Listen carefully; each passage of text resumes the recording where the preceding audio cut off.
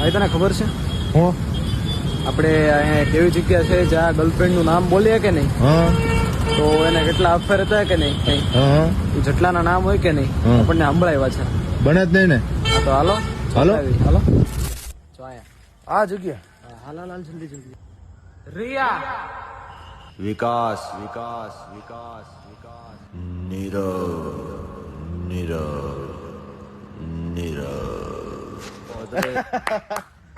હાલ હું ટ્રાય કરું. હાલો હાલો.